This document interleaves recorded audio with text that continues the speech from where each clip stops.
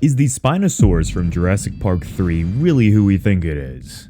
There's no denying that the Spino from the movie as well as the real-life creature have been under constant duress due to the seemingly ever-changing paleontological findings on how the animal actually looked and acted. Oh, and killing the series' mascot sure didn't help either. Whether it was ever the intentions or even a thought of the creators of Jurassic Park 3, many explanations have been formed by fans and the members of the paleo community as to how this Spinosaurus was so much more powerful and larger than the T-Rex. The theory that stuck the most, especially after Jurassic World took hold of the reins of the franchise, is that the Spinosaurus was actually the first hybrid dinosaur that the mad scientists at InGen threw together. One glimpse at the most recent paleo depiction of what the Spinosaurus could have looked like compared to the monster that we got in the movie, and you could see how the hybrid claims made a whole lot of sense. Real quick, this render animation of the Spino was done by a longtime friend of the channel and amazing artist Zul. More to come on him later, but if you like this Spino and want to see more, I'll leave links to his work in the description so you can reach out to him if you have any projects you may need help with.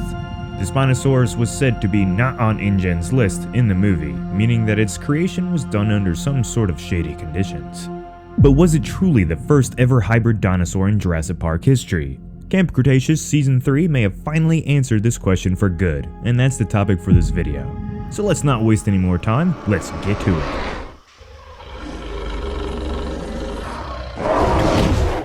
So let's go to Jurassic World Camp Cretaceous. Now this series may look like something for younger audiences, but it's actually been one hell of a joyful series for all ages, especially due to all the juicy lore and Easter eggs spread throughout its run.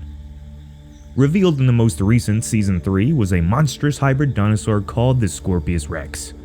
After the deadly new dinosaur began its rampage across the island, it was eventually discovered that Dr. Wu himself stated that the Scorpius was indeed the first ever hybrid dinosaur introduced into the world, destroying the popular fan theory of the Spinosaurus being the first hybrid dinosaur created within the Jurassic universe. There is the long shot that the Spinosaurus was a hybrid and that Dr. Wu didn't know about it, but there's no evidence that supports another lead scientist making the calls at InGen. So when the Spinosaurus cracked the T-Rex's neck, there was no hybrid advantages given to the beast. But that doesn't mean that the Spinosaurus was not augmented in other ways during its development. Let's go back to the paleo representation of the Spinosaurus. Now back in the early thousands when Jurassic Park 3 was released, the appearance the movie showed of the Spino wasn't all that inaccurate due to the scarcity of Spinosaurus fossils found till that time, with the most complete fossils being destroyed during World War II during a bombing run. There wasn't much to go off when recreating the animal, so throwing all the known features like the sail and the elongated jaw on the body of something like a beefed up Rex certainly created an animal that looked more like a monster than anything else. Maybe not perfectly accurate, but really good for movies. Fast forward 20 years later and a few discoveries later, and we now have a much different idea of what it could have looked like. Certainly not as threatening as the beast who chased Alan Grant all around the island, right? So with that, it's safe to assume that the film creators designed the Spinosaurus to be accurate enough to that time's scientific views and really just didn't know any better. End of the day, the Spinosaurus looked really cool and perfect for a movie.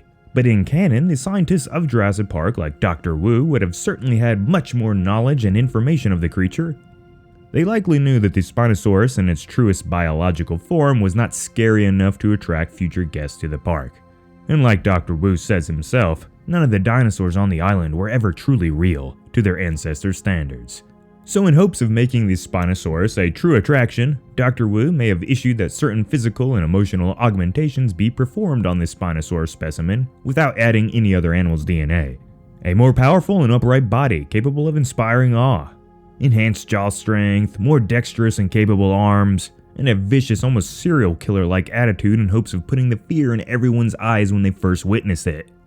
The Spinosaurus probably would have been created likely during the late 1980s or early 90s in the lore.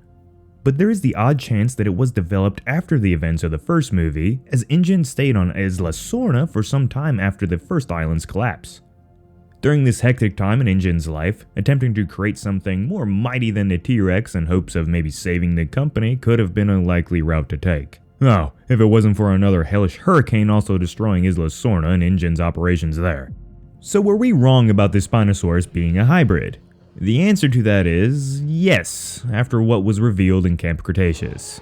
But that doesn't mean that the Spinosaurus wasn't a highly augmented mutant dinosaur of sorts, using the creature's own DNA, but amplifying certain genes and the genetic makeup in order to make the animal grow into a true monster. A comparison that could be made here are the velociraptors in the franchise. They are really only velociraptors in name when you take a look at them after all the augmentations used to recreate them compared to the real ones.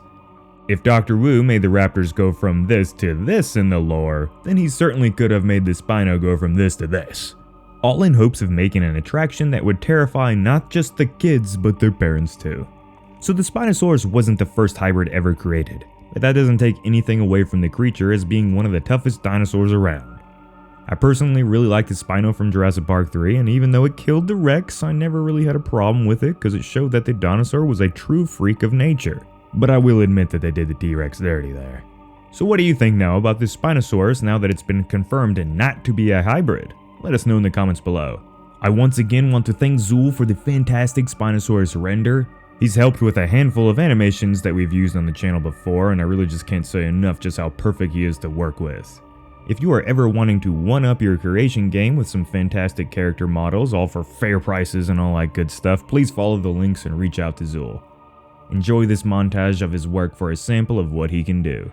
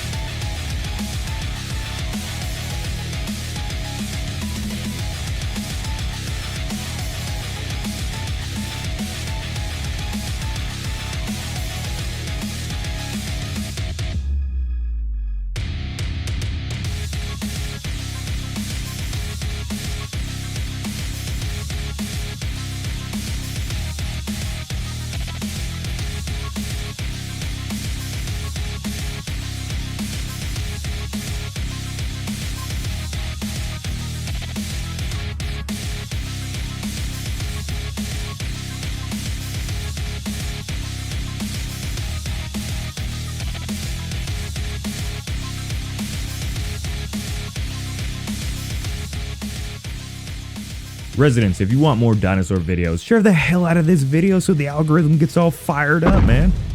Leave a like if you think I earned it, and I will see you all in the next one.